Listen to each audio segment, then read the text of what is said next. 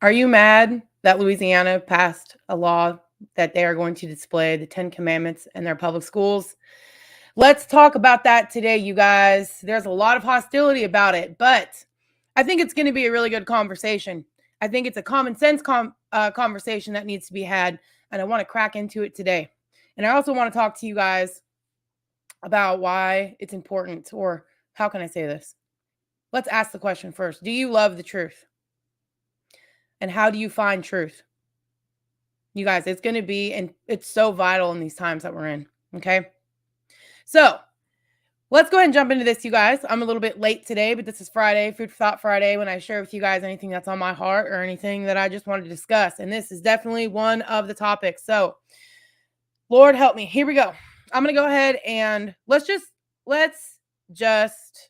what should we do first? You know what? Let's go over the actual bill that was passed. Okay. Now, let me say this to you. One way of finding the truth is to look for the source yourself. Okay. So I'm going to show this to you guys really fast because there is a lot of drama around this too. People are saying that they passed the 10 Commandments into the schools, but they're getting rid of free lunch. And I don't know what kind of Jesus you're serving. Before people run off at the mouth with stuff, I think it's important that you actually go to the source. That's how you find truth. You go to the direct source of the one who said it. It's the same way. It's the same process that happens in courts. Have any of you ever served on a jury? Okay. And some of these people that are thinking these days, I pray to God that you don't, because you don't know how to reason very well. Okay. If you're on a court case, you are supposed to look for either experts or people that were physically there. People were there and saw it. Okay. A lot of people out there don't do that anymore. They go with secondhand information. Okay. Think about it like this. You've got people, let's use the news, for example. Okay.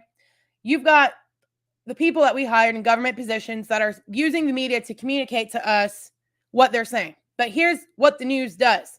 They don't show you the whole clip of what was being said.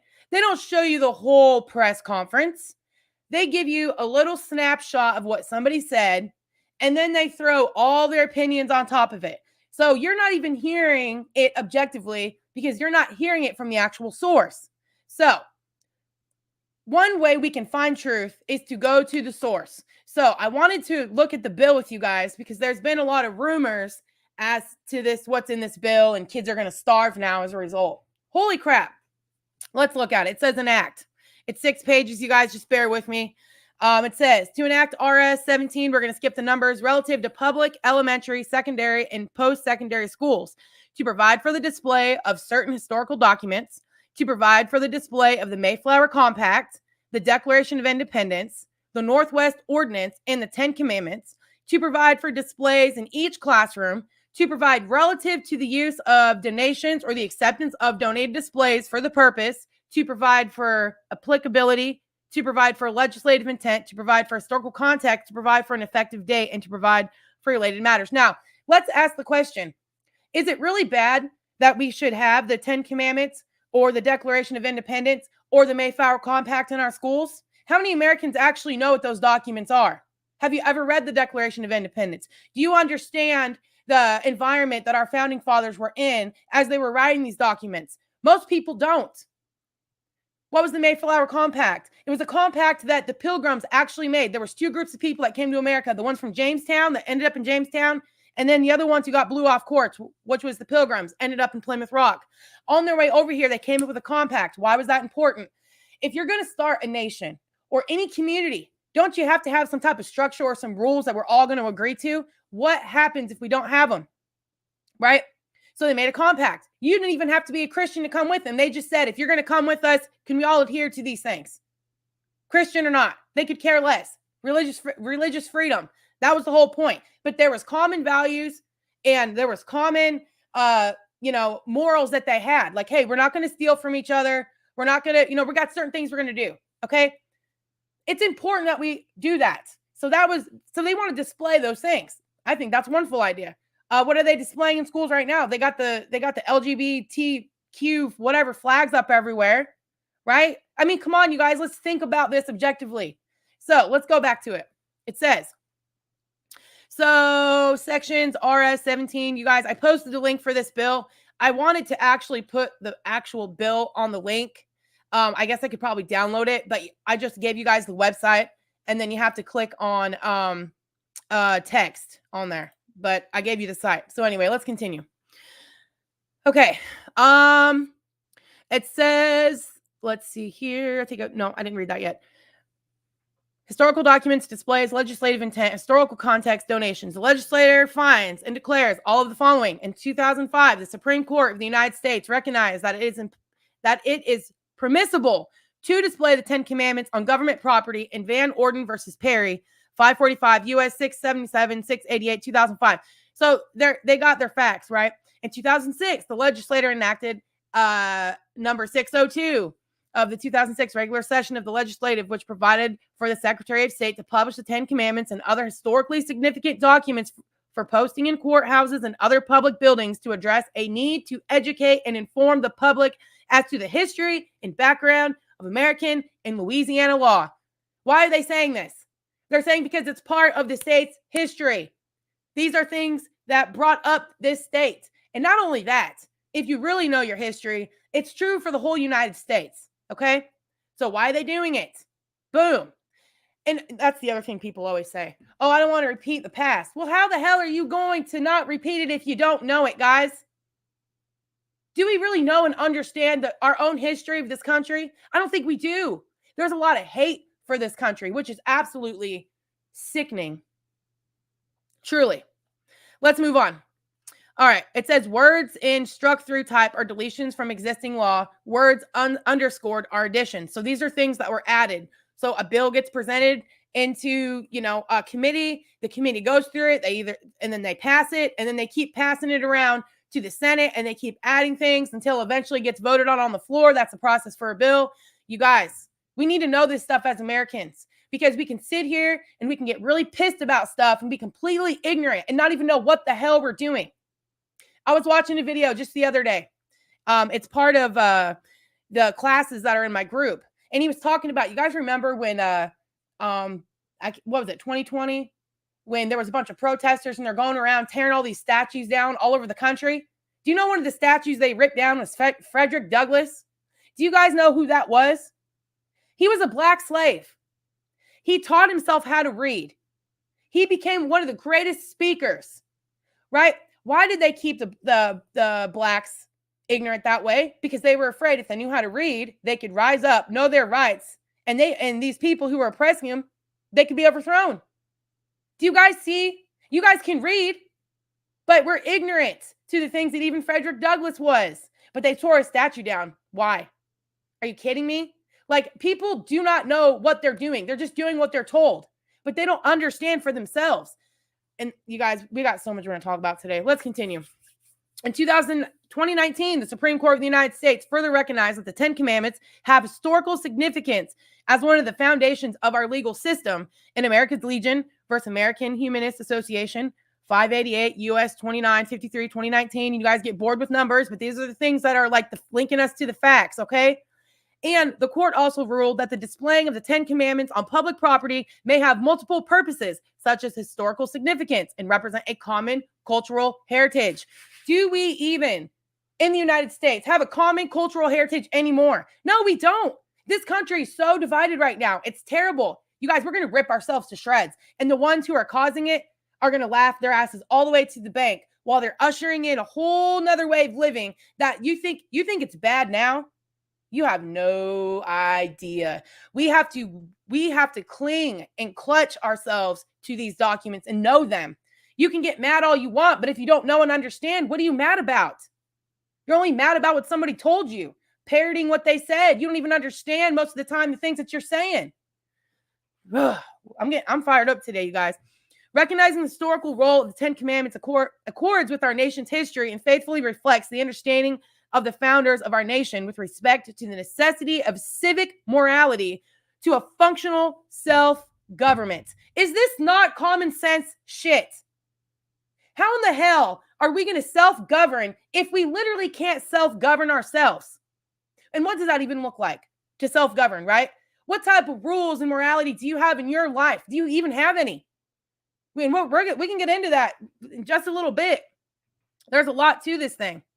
History records that James Madison, the fourth president of the United States of America, stated that we have staked the whole future of our nation upon the capacity of each of ourselves to govern ourselves according to the moral principles of the Ten Commandments.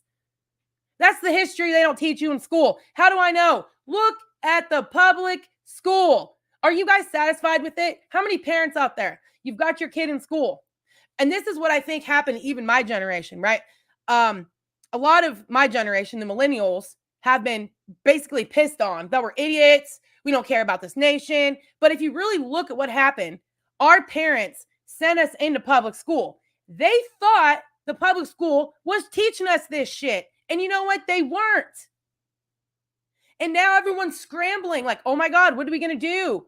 We got to do the very thing that was set in the beginning. The foundation is learn these things. The ones who set it up left us a blueprint on how to keep the freedom that we enjoy. Even people who sit there and talk shit all the time about this country, right? But you live in it. You obviously have a house. You have internet. Obviously, if you can talk shit on the internet, you have a home. You have access to internet. You probably have a phone, which is pretty incredible if you consider yourself poor, okay? We have so many benefits here, and we have to go back to this. So it says, including the 10 Commandments in the education of our children is part of our state and national history, culture, and tradition. The text of the 10 Commandments set forth in subsection B of this section is identical to the text of the 10 Commandments monument that was upheld by the Supreme Court of the United States in Van Orden versus Perry, 545 U.S. 677, 688, 2005. Why are those numbers relevant? Because it traces you back to the facts. So you can look this shit up yourself and you can actually be like, wait a minute, what did happen, right? The Mayflower Compact of 1620 was America's first written constitution and made a covenant with the Almighty God to form a civil body politic. This was the first purely American document of self-government and affirmed the link between civil society and God. Why? They understood where their rights came from. Do you know where your rights come from? Do they come from God or do they come from man? And what must you do, human, to get your rights from man or God? Guess what? God freely gave them. But if man gave them, then what? You got to be his little puppet. You got to do what he says, right? Come on, you guys, think about this crap. It's not about God ruling over us. It's about us knowing our authority so man doesn't rule over us, because God didn't create us. God did not create man to be ruled over by man, even though there are people out there long, long, long ago that would defend, that would say, no, that's not true. But we'll get into that. Let's continue this. Okay. The Northwest Ordinance of 1787 provided a method of admitting new states to the Union from the territory as the country expanded to the Pacific. The ordinance extended the fundamental principles of civil and religious liberty to the territories and stated that religion, morality, and knowledge, being necessary to good government and the happiness of mankind, schools, and the means of education, shall forever be encouraged. Not only is this bill functional, it's actually literally giving you some freaking history. How many of you actually know this or even heard of it? I didn't know anything about the Northwest Ordinance of 1787. Have you? No. You guys, I'm telling you, the way the world is structured, it's making us idiots. Seriously. It's true. But we can control that. We don't have to let fate, as people would say. Did you know there's people out there that would actually think that this was God's will for us to be oppressed and ignorant? Are you kidding me? Can you be any more delusional than thinking that way, right? It says, it is the legislator's intent to apply the decision set forth by the Supreme Court of the United States and the Van Orden versus Perry ID to continue the rich tradition and ensure that the students in our public schools may understand and appreciate the foundational documents of our state and national government. The Supreme Court of the United States acknowledged that the 10 Commandments may be displayed on local government property when a private donation is made for the purchase of the historical document. So they're saying this is why you guys can give us donations. It's private, right? It is the intention of the legislator that this section shall not create an unfunded mandate to any public school governing authority. The school boards are encouraged to use documents that are printed and made available to the schools free of charge. No later than January 1st, 2025, each public school governing authority shall display the 10 Commandments in each classroom in each school under its jurisdiction. The nature of the display shall be determined by each governing authority with a minimum requirement that 10 Commandments shall be displayed on a poster or frame document that is at least 11 inches by 14 inches. The text of the 10 Commandments shall be the central focus of the poster or frame document and shall be printed in large, easily readable font. So not only are they encouraging the Declaration and those other documents to be displayed, but the 10 Commandments. Like, this is bottom line stuff. You guys, my youngest is crying right now. Hold on just a second. What happened?